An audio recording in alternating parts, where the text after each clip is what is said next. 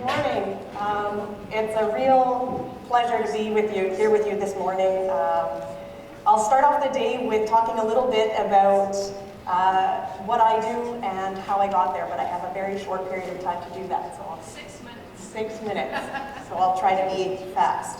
First of all, I have a job that I really love doing, and I consider myself very fortunate. I work on really cool projects. I work with some pretty amazing people, and we work together to produce some pretty amazing things. We do amazing things, and it's all thanks to my STEM education. I work as a project management engineer at the Canadian Space Agency, but when I was in high school, I had no idea that Canada had a space agency.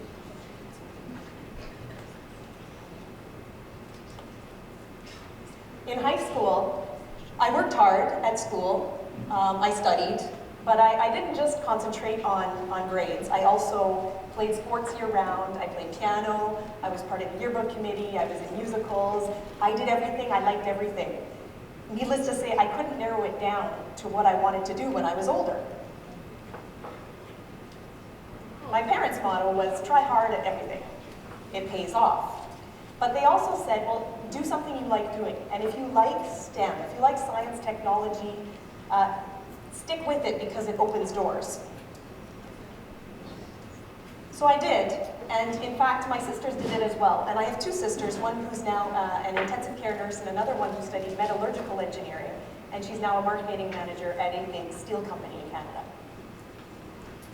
So in high school, when it was time to choose between arts and sciences, I stuck with the higher maths. I did physics and chemistry, because again, I didn't know what I wanted to do when I was older, but apparently this opens doors.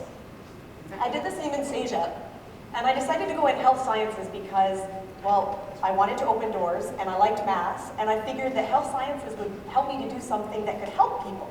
But during my 2 years at health sciences, I realized that there were some things I didn't really like about health sciences, but that's okay. I still had many doors open. When I went to university, I did the same thing. I still didn't know what I wanted to be when I was older, but I chose electrical engineering because I liked maths, and because apparently engineering opens up a lot of doors, which it did. I was very fortunate as an engineering student to have a couple of engineering jobs. One of them was a really cool job, getting to play with really big toys. So I was a student engineer at CAE Electronics, where I got to take real aircraft system designs and simulate them into a full flight simulator. It's also during engineering that I got to oh, we went too fast.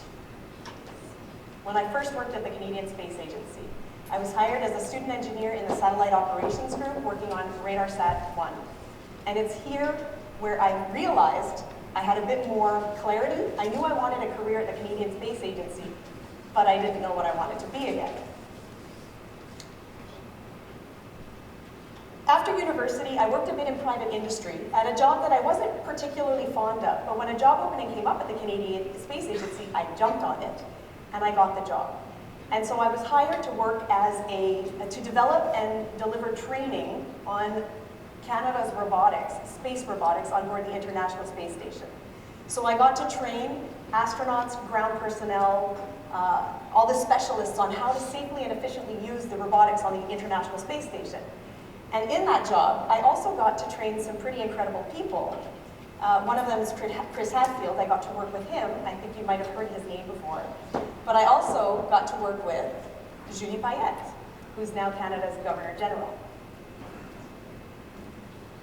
Then after 8 years of working in robotics, I decided I wanted to move into more the project management aspect. I wanted to be part of the design and the decisions made at the beginning of space projects. So right now, I'm a project management engineer for the RadarSat Constellation mission. The RadarSat Constellation mission is it's a constellation of 3 Earth observation satellites that's set to launch this year. So if you're interested in knowing more about that, I highly recommend that you connect to CSA's Facebook or Instagram account, and you can get live updates.